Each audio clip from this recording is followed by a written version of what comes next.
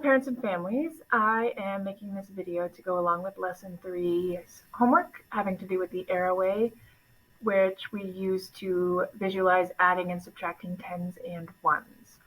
So I'm going to do a couple of problems from the homework and give some explanations.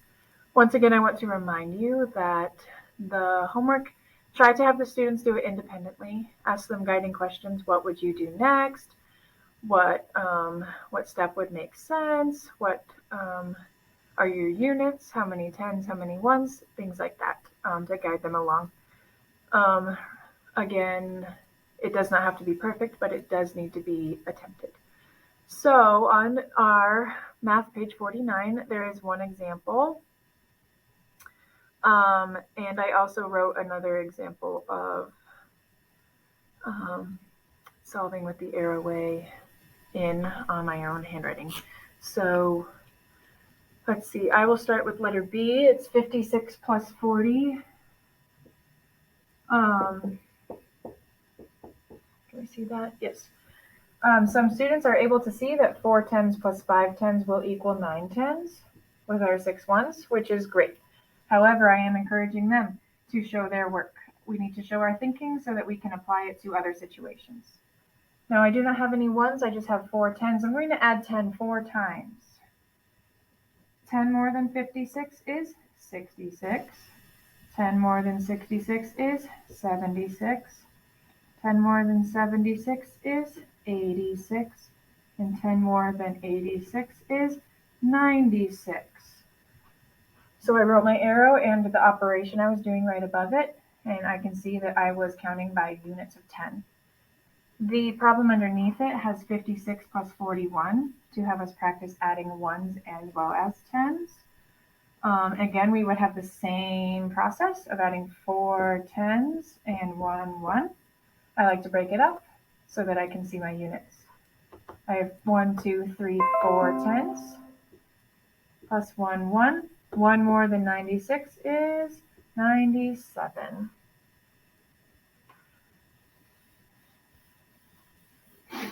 The problem underneath it does add a different element to it. It's not as easy to add based on the number in the ones place. We have 56 plus 39. And with this equation, we'll have to be flexible with our adding, using strategies to make it more efficient. Sorry about the glare. So far, starting addend is 56. We know we're adding 3 tens. 10 more than 56 is 66. 10 more than 66 is 76. 10 more than 76 is 86. Now I could, and I've talked with them about it, I could add 1 1 at a time to add 9 ones. And I told them if that's what is easiest for their brain, absolutely do it until we are able to do something more efficient. However, what I'm going to show you is how to make it more efficient using our strategy of making a 10. It's much easier to add on to multiples of 10 with 0 in the ones place. So I see that I have 6 ones, and I need 4 more ones to make a 10. 86 plus 4, the next 10 is 90.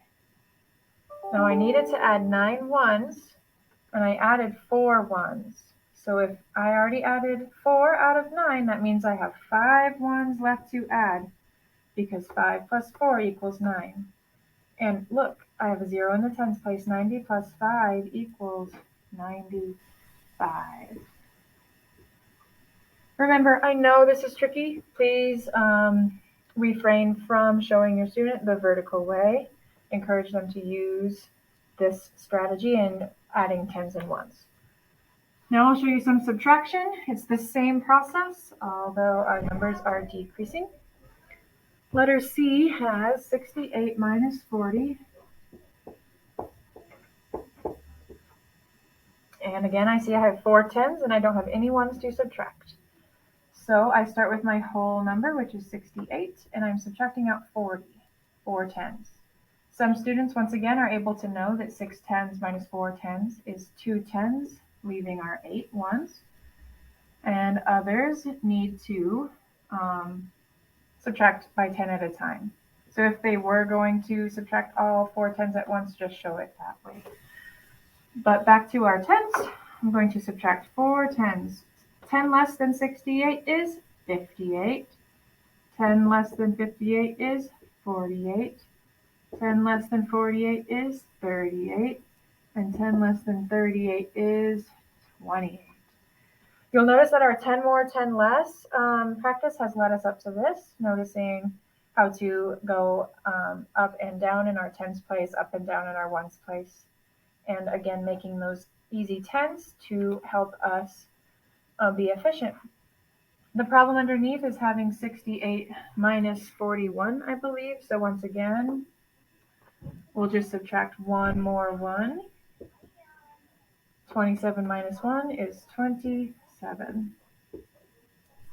And last but not least, on letter C, has 68 minus 39.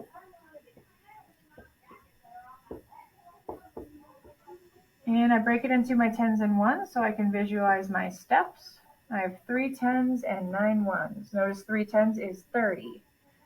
So if I start with my whole, which is 68, I'm going to subtract 3 tens. 10 less than 68 is 58. 10 less than 58 is 48. 10 less than 48 is 38. I subtracted 1, 2, 3 tens. And now I need to subtract 9 ones. And I notice that I have 8 ones, and I cannot take 9 ones out of 8 ones.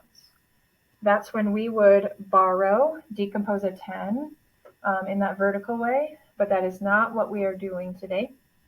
We are going to use our knowledge of next 10 to solve. So it is much easier for me to subtract from numbers that end in 0. So I'm going to subtract 8 ones to get to the next 10. 3 tens, 8 minus 8 is 30.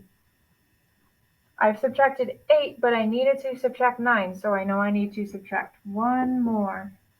1 less than 30 is 29. So 68 minus 39 equals 29. If you followed along, those are the first 2 problems on the homework. Encourage your student to try letter D on their own. It is another subtraction problem. So today we used the arrow way to subtract units of 10 and units of 1 to solve. We used our knowledge of making the next 10 our benchmark numbers to be able to add on in an easier way or subtract down in an easier way.